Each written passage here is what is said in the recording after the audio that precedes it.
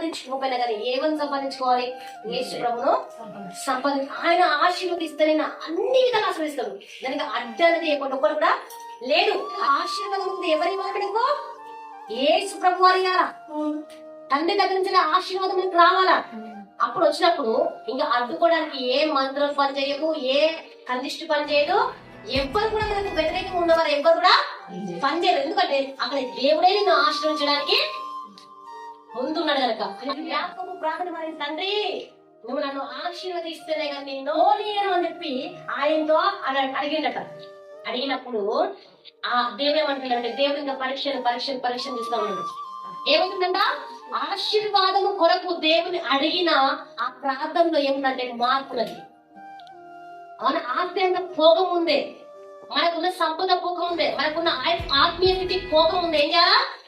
పోక ముందే ప్రార్థన ఉండాలి, పోగొట్టుకోవాలి. కానీ పోయిన తర్వాత చేస్తే ఏమంటే, తండ్రి నువ్వు నన్ను ఆశీర్వదించయ్యా, నువ్వు ఆశీర్వదిస్తేనే అని నేను పోనివ్వనని చెప్పి ఆ ప్రార్థనలో అతనికి మార్పు వచ్చింది. కానీ ఇంతకుముందు ఆయన ప్రార్థన చేసి అడగలేదు. హల్లెలూయా.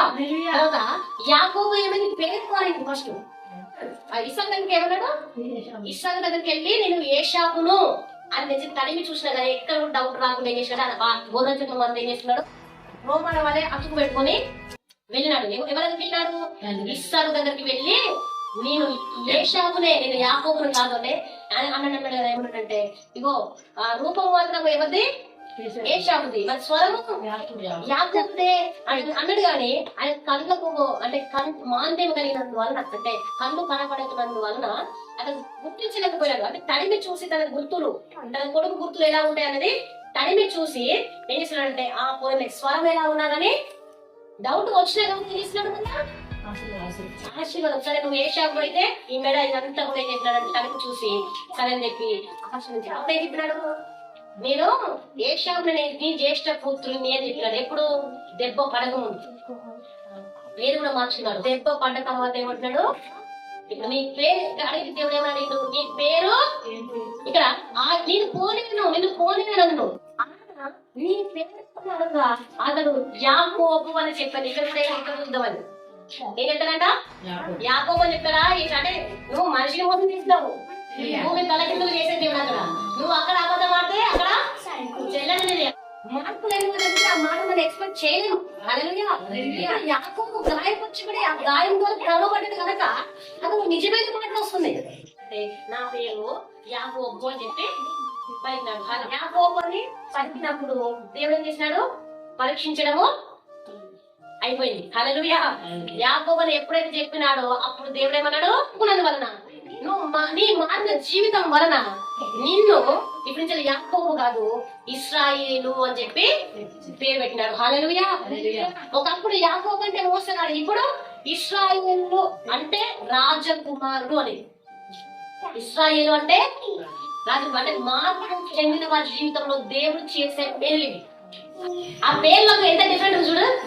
మోసగాడు, దొంగ అంటే ఎట్లున్నది?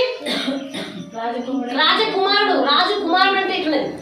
అంటే మార్పు చెందడం వల్ల మనకి ఏంటంటే మనకు మంచి తెలుస్తుంది. మన పేరు మార్చబడుతుంది, మన స్వభావం మార్చబడుతుంది, మనకున్న ఏంటిది బ్యాడ్ నేమ్స్ ఏమైనా ఉంటాయి పోతాయి. పోవడం వల్ల మనకి ఏంటంటే గుడ్ నేమ్, అంటే దేవుడు పెట్టే ఒక రాజకుమారి, ఒక మంచి పరిచర్య చేసే అంటే సేవకురాలని చెప్పి ఒక మంచి పేరు పెట్టారు. తుంటినారని ఇప్పుడు ఎప్పుడు కూడా తినరంట. ఎందుకంటే యాకోబు ఇశ్రాయేలుకి ఏం చేసినాడు? దేవుడు తొంటినార మీద కొట్టిన వల్ల కుంటుకుంటూ ఆయన అప్పుడు ఎట్లా వెళ్ళినాడు? రాజసంగి వెళ్ళినాడా? ఈ కుంటుడేమో గాని అతని బతికే మార్గం ఇక్కడ. హల్లెలూయా. అప్పుడు లోకము నిమిత్తం చక్కగా నడిచినాడు. ఇప్పుడు దేవుని నిమిత్తం చేసినాడు, కుంటివాడిగా మార్చబడ్డాడు. లోకానుసారంగా బ్రతికినప్పుడు లోకానికి మంచిగా అనిపించినాడు, దేవుని దృష్టిలో చేసినాడు చెడ్డవాడిగా అనిపించాడు. ఇప్పుడు ఆ తొంటి నరకలు కొట్టినప్పుడు లోకం దృష్టిలో ఎలాంటి వాడైనాడు? కుంటివాడైనాడు. దేవుని దృష్టిలో దేవునికి మంచి వాడైనా. కొనుక్కున్నప్పుడు ఏమి లేదు, కానీ అప్పుడు మంచిగా అన్ని అవయవాలు కలిగి ఉండి, అన్ని చక్కటి వేలు కలిగి ఉండి, ఇక్కడ తుంటి నరము మీద కొట్టినప్పుడు కుంటివాడిగా ఉన్నా కానీ అవయవాలు అన్ని మంచిగా ఉన్నా కానీ మంచి పేరు లేకపోతే మంచి లేకపోతే ఏం లేదు.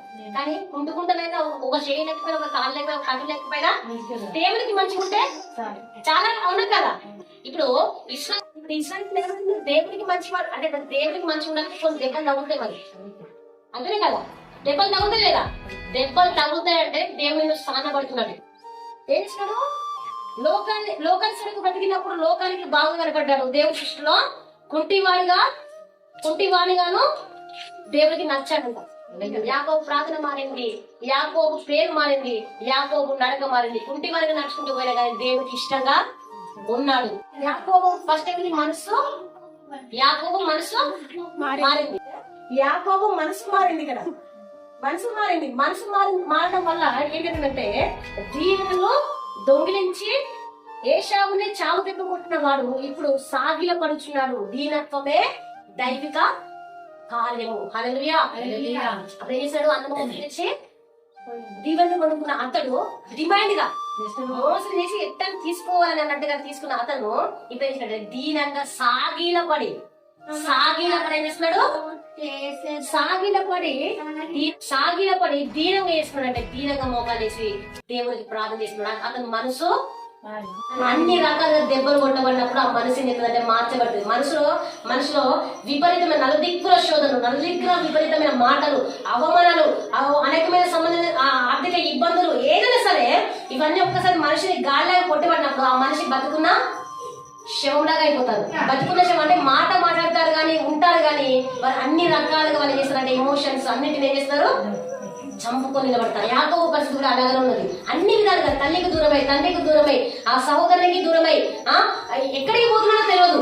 తన మామ దగ్గరికి పోతున్న మామ కూడా మామ ఎవరు కూడా తెలియదు. అలాంటప్పుడు తన గమ్యం ఏమైందంటే చీకటిగా మార్చబడిపోయింది. హల్లెలూయా. ఆ చీకటిగా పోతున్నప్పుడు ఏం చేస్తున్నాడంటే దేవుని వెతుకుంటూ ఇక నువ్వే దిక్కు ప్రవ్వా. ఆరోగ్యం మంచుకున్నప్పుడు మనం దేవుని మాట వినం, మన స్వభావం మారదు, లోకం తిరగబక్తాము. మనకి అన్ని ఐశ్వర్యాలు మంచుకున్నప్పుడు దేవుని అసలు పక్కన పెడతాము. ఎప్పుడైతే అనారోగ్యం పాలవుతామో, ఎప్పుడైతే హాస్పిటల్ పాలవుతామో, ఎప్పుడైతే మనం ఒక ప్రమాదంలో చిక్కుకుంటామో, లేకపోతే ఎప్పుడైతే మనకు ప్రమాదం పొంచి ఉన్నదో అప్పుడేం చేస్తామంట? దేవుడికి దగ్గర అయిపోతాం. హల్లెలూయా.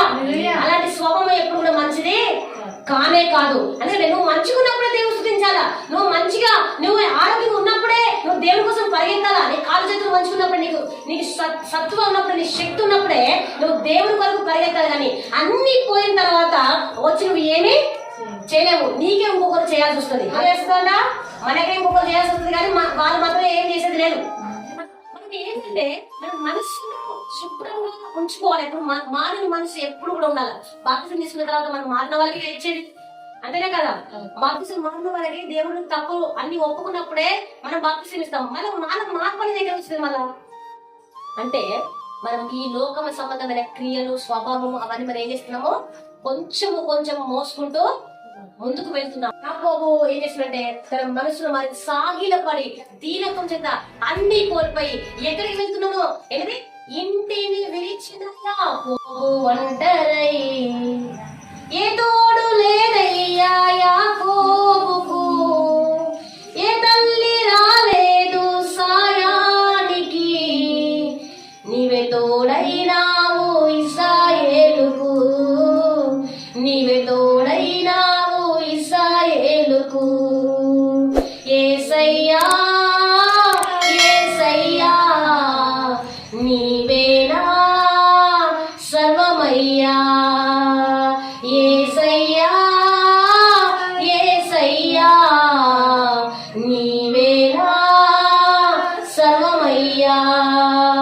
అమ్మ తోడు లేకున్నా, నాన్న తోడు లేకున్నా, ఎవరి తోడు లేకుండా నేనుండగలను గాని, నీ తోడు లేక నేనుండలేను స్వామి, నీ తోడు లేక నేనుండలేను స్వామి. ఇంటిని విడిచిన యాకోబు ఒంటరై వెళ్ళిపోతున్నాడు. గూడు ఎక్కడికెళ్ళో తెలియదు. తన తల్లి చెప్పిందంటే మీ మామ ఇంటికి వెళ్ళు అని చెప్పేది కదా. మామ ఎవరో తెలియదు, ఆ దారి ఎక్కడ ఉంటాడో కూడా తెలియదు. ఇప్పుడు ఒంటరిగానే ప్రయాణం చేస్తున్నాడు.